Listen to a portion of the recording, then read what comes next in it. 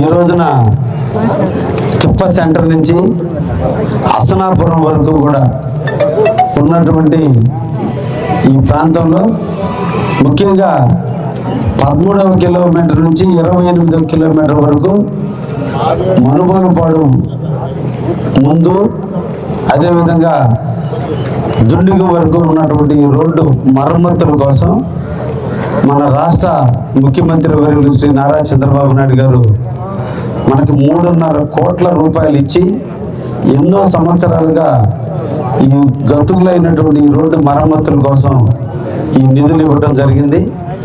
ఈ మనుగోలుపాడు ఊరు అందరూ కూడా రైతాంగం ఉన్నటువంటి ఊరు. వీళ్ళందరూ కూడా ట్రాక్టర్లకు ఫుల్ వీల్స్ చేసుకొని తార్ రోడ్డు మీదనే తిరిగినందువల్ల తార్ రోడ్డు బాగా దెబ్బతింటాం, ఎక్కడికక్కడ పెంచులుగా లేచిపోవటం, మన ఊరిని మనమే దూరం చేసుకోవటం. అందుకే ఈరోజు అధికారులు కానీ మేము కానీ అందరం కూడా మీ ఊరు నాయకులైనటువంటి పవన్ రవికుమార్ చౌదరి గారు కానీ అందరం కూడా అనుకొని ఈ గ్రామం వరకు 550 మీటర్ల దూరం వరకు కూడా ఊరు మొత్తం కూడా సిమెంట్ రోడ్డు వేయాలని, ఆ సిమెంట్ రోడ్డు కూడా సన్న రోడ్డు కాకుండా వెడల్పైన రోడ్డు వేయాలని నిర్ణయించాం. ఇది మీ గ్రామ అభివృద్ధి కోసం మేము పెట్టినటువంటి వర్క్ ఇది. కాబట్టి మీరు కూడా సహకరించి, ఈ గ్రామంలో చాలామంది R&B స్థలం కాబట్టి అడిగేవాడు లేడు కాబట్టి అందరూ కూడా మెట్లు రోడ్డు మీదకి తీసుకొని సహకరించి అధికారులకు మీరు అండగా ఉంటే మీకు 5.5 మీటర్ రోడ్డు అంటే దాదాపు 17 అడుగుల వెడల్పు ఉన్నటువంటి రోడ్డు మీ ఊరికి వస్తుంది. కాబట్టి దీన్ని మీరు అందరూ కూడా రైతాంగం అర్థం చేసుకోండి. వేసిన సిమెంట్ రోడ్డు కాడి నుంచి మీ ఇళ్లలోకి మెట్లు కట్టుకోండి, ఎక్కడ ఇబ్బందులు రాకుండా ఉంటాయి. రాబోయే కాలంలో కూడా 2 బస్సులు ఎదురైనా కూడా ఇబ్బందులు రాకుండా ఉంటాయి కూడా. తప్పకుండా దీన్ని మీరు అందరూ కూడా సహకరించాలని కూడా ఈ ఊరి ప్రజానికానికి కూడా తెలియజేస్తున్నా. అదేవిధంగా నాగరాజరెడ్డి గారు మిగతా రైతాంగం కూడా ఎక్కడ అగ్రికల్చర్కి సంబంధించినటువంటి ఫీడరు 2 పక్కల వచ్చేటువంటి ఫీడర్లో 2 స్తంభాలు వేయాలని, ఆ 2 స్తంభాలు కానీ వేయటం జరిగితే మాకు అగ్రికల్చర్ కరెంటులో ఎక్కడ కూడా నాణ్యమైన కరెంటు వస్తుందని ఆయన కూడా తెలియజేశాడు. నేను తప్పకుండా అధికారులకు తెలియజేస్తాను. మీ ఊరు RDSS స్కీమ్ కింద కూడా శాంక్షన్ అయింది. తొందరలోనే మీ ఊర్లో కూడా ఈ స్తంభాలన్నీ వేసి ఎక్కడ కూడా రైతాంగానికి లేదా గ్రామంలో ఉన్నటువంటి ప్రజలకి ఎక్కడ అసౌకర్యం లేకుండా, ఇప్పుడు మీరు ఓన్లీ డబ్బాలతో చిన్న స్తంభాలతో 1-2 వైర్లు మాత్రమే ఉండి ఆ వైర్లు కూడా యాలాడుతూ మీకు అందరూ కూడా కరెంటు కూడా ఇబ్బందులు ఉండి ఎండాకాలంలో ఫ్యాన్లు కూడా తిరగడానికి ఇబ్బందిగా ఉంటే ఈ రోజున మళ్ళా 2వ స్కీమ్ కింద 19 కోట్ల రూపాయలు దగదత్తి మండలం బోగూరులో ఒక ఫీడర్కి, అల్లూరులో ఒక ఫీడర్కి ఈరోజు 19 కోట్ల రూపాయలు శాంక్షన్ చేయించాం. దాదాపుగా 50 కోట్ల రూపాయలు ఖర్చు పెట్టి మన నియోజకవర్గంలో ఉన్నటువంటి ప్రతి పల్లెటూరులో కూడా ఎప్పుడో 20 సంవత్సరాలు 30 సంవత్సరాలు నడిచిన స్తంభాలు సిమెంట్ రోడ్లు వేసినందువల్ల, రోడ్లు హైట్ పెరిగినందువల్ల ఉన్న పాత స్తంభాలన్నీ పొట్టి అయిపోయి ఈరోజు చెయ్యి ఎత్తితే వైర్లు తగిలేటువంటి పరిస్థితి, గడ్డి వేసుకుని ట్రాక్టర్లు పోతుంటే ఫైర్ అయ్యే పరిస్థితి, ఒడ్లు రోడ్లు తోలుకునేటప్పుడు కూడా ఫైర్ అయ్యే పరిస్థితి ఉంటే ఈరోజు అన్ని ప్రాంతాల్లో కూడా 9.1 మీటర్లు అంటే దాదాపు 30 అడుగులు ఎత్తున్నటువంటి స్తంభాలను, కొత్త స్తంభాలను ఏర్పరిచి కూడా ఎక్కడైతే పాత స్తంభం ఉందో ఆ స్తంభం ప్లేస్లో కొత్త స్తంభం వేయటం, ఎక్కడైతే డబ్బాలు ఉన్నాయో ఆ డబ్బాల్లో సింగిల్ ఫేజ్ కరెంట్ ఉందో వాటి ప్లేస్లో 3 ఫేజ్ కరెంట్ ఇవ్వటం. ఎందుకంటే అందరం కూడా సుఖంగా నిద్రించాలి, అందరూ కూడా ఏసీలు, ఫ్యాన్లు, కూలర్లు ప్రతి ఒక్కరింట్లో ఉన్నాయి.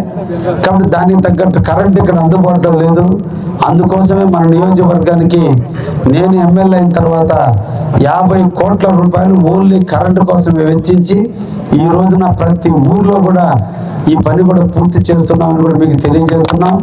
అదేవిధంగా మన ప్రభుత్వం సూర్య గారి కింద SC STలు ఎవరైతే ఉన్నారో వారందరి ఇళ్ల మీద ఈ రోజున 2 కిలోవాట్ల కరెంటుకు సంబంధించిన సోలార్ కూడా ఉచితంగా బిగిస్తున్నారు.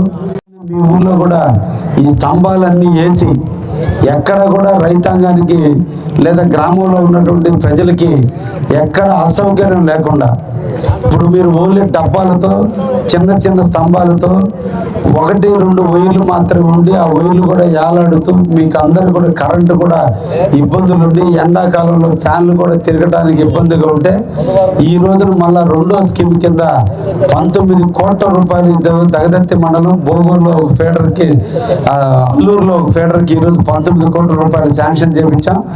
దాదాపుగా 50 కోట్ల రూపాయలు ఖర్చు పెట్టి మన నియోజకవర్గంలో ఉన్నటువంటి ప్రతి పల్లెటూరులో కూడా ఎప్పుడో 20 సంవత్సరాలు 30 సంవత్సరాలు నడిచిన స్తంభాలు సిమెంట్ రోడ్లు వేసినందువల్ల రోడ్లు హైట్ పెరిగినందువల్ల ఉన్న పాత స్తంభాలన్నీ పొట్టి అయిపోయి ఈరోజు చెయ్యి ఎత్తితే వైర్లు తగిలేటువంటి పరిస్థితి, గడ్డి వేసుకుని ట్రాక్టర్లు పోతుంటే ఫైర్ అయ్యే పరిస్థితి, ఒడ్లు రోడ్లు తోలుకునేటప్పుడు కూడా ఫైర్ అయ్యే పరిస్థితి ఉంటే ఈరోజు అన్ని ప్రాంతాల్లో కూడా 9.1 మీటర్లు అంటే దాదాపు 30 అడుగులు ఎత్తున్నటువంటి స్తంభాలను కొత్త స్తంభాలను ఏర్పరిచి మీ ఊరికి వస్తుంటే ఈరోజు వరుణ దేవుడు కరుణించి నాకు ఆహ్వానం పలికాడు. అంటే దగదత్తి మేడల మీద నాకున్న ప్రేమ ఈరోజు ఈ రూపంలో కూడా నాకు చూపించింది. అందుకే దగదత్తి మండలంలో నిరాధారణ గురి గతం నుంచి కూడా పొలాల పరంగా కావచ్చు, ఇళ్ల పరంగా కావచ్చు, చాలా రాజకీయ నాయకులకి మీది పాడావులాగా తయారైంది. కానీ ఇక్కడ అభివృద్ధి అనేది నోచుకోకపోతే నేను వచ్చిన తర్వాత రాజకీయాలు పక్కన పెట్టి ఎలక్షన్లప్పుడు రాజకీయాలు చూద్దాం, కులం లేదు, మతం లేదు, వర్గం లేదు, ప్రాంతం లేదు, ప్రతి ఒక్కరూ బాగుపడాలి, మన మండలం వాళ్ళు బాగుపడాలి, మన ప్రాంత ప్రజలు సుఖంగా జీవించడం కోసం నేను అన్ని రకాలుగా మీ మండలంలో సిమెంట్ రోడ్లు కానీ ఈరోజు డిఆర్ ఛానల్ పూర్తి చేశాం, డిఎం ఛానల్ పూర్తి చేస్తున్నాం. ఉత్తర కాలువ ద్వారా మీ 6 పంచాయతీలకి కాలువలు పూర్తయితే దగదత్తి మండలంలో యథేచ్ఛగా ఎక్కడ కూడా రైతులు అనేవాళ్ళు ఇబ్బంది లేకుండా 2 పంటలు పండించుకోవడానికి ఈ మండలం ఎప్పుడు కూడా ఉంటుంది. దానికి తప్పకుండా నేను చేసి పెడతానని కూడా మీ అందరికి కూడా మాటిస్తూ రకాలుగా అన్ని ప్రాంతాల్లో కూడా నేను వచ్చిన తర్వాత ప్రతి ఊరికి ఎంతో కొంత సిమెంట్ రోడ్లు ఇవ్వడం జరిగింది. ముందు సిమెంట్ రోడ్లన్నీ వేసిన తర్వాత ప్రతి ఊర్లో కూడా డ్రైనేజీలు కూడా పూర్తి చేస్తామని కూడా ఈ సందర్భంగా మీ అందరికి కూడా తెలియజేస్తూ, మీరు సుఖంగా జీవించడం కోసం కరెంట్ అవసరం కాబట్టి కరెంట్ లేకపోతే ఒక్క నిమిషం కూడా ఉండలేము కాబట్టి మొదట నేను కరెంట్ మీద కాన్సన్ట్రేట్ చేసి ఇట్లాంటి కర్రలు కట్టకుండా ఇట్లాంటి పరిస్థితులు రాకుండా ఈరోజు మీకు ఊరికి కరెంట్ వేయడం జరుగుతుంది. తర్వాత మీ ఊర్లో సిమెంట్ రోడ్లు, ఆ తర్వాత డ్రైన్లు వేస్తాం. డ్రింకింగ్ వాటర్ లేని ఊరు ఉండకూడదని ప్రతి ఊర్లో కూడా ఈరోజు జలజీవన మిషన్ కింద అన్ని గ్రామాలకు కూడా నీళ్లు ఇచ్చేదానికి కూడా శ్రీకారం చుట్టాం. ఈ మంచి ప్రభుత్వం నారా చంద్రబాబు గారి నాయకత్వం, పవన్ కళ్యాణ్ గారి నాయకత్వం, మోడీ గారి ఆలోచనలు, నారా లోకేష్ గారి సూచనలు, 4 పిల్లర్లుగా ఉండి ఆంధ్ర రాష్ట్రాన్ని కాపాడుతున్నారు. వారి ఆధ్వర్యంలో మన దగదత్తి మండలం బాగా అభివృద్ధి చెందుతుందని, ముఖ్యంగా ఇక్కడ ఉన్నటువంటి నాయకులు అందరూ కూడా ఈ మండలంలో ఉన్నటువంటి ప్రతి నాయకుడు, ప్రతి ఊరిలో సంబంధించిన నాయకులు కష్టపడే పనిచేసేటువంటి మనస్తత్వం ఉంది, పోటీలు పడి పనిచేసే మనస్తత్వం ఉంది. ప్రతి ఒక్కరూ మా ఊరికి ఏదో ఒకటి కావాలని పోట్లాడే మనస్తత్వం ఉంది. కాబట్టి దగదత్తి మండలం అంటే నేను కూడా పరిగెత్తుతున్నా.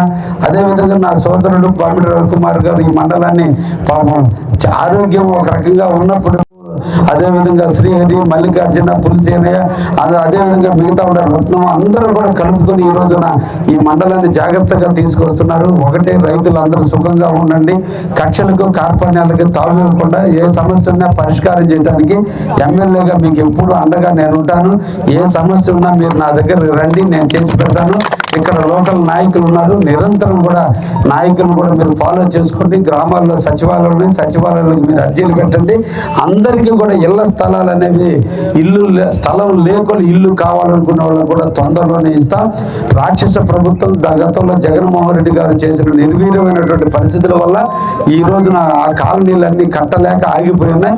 వాటన్నిటికీ కూడా తొందరలోనే అన్నిటికీ మంచి రోజులు వస్తాయని కూడా ఈ సందర్భంగా ప్రజలందరికీ తెలియజేస్తూ మా అఫ్సర్కి తప్పకుండా చెప్తున్నాం సార్.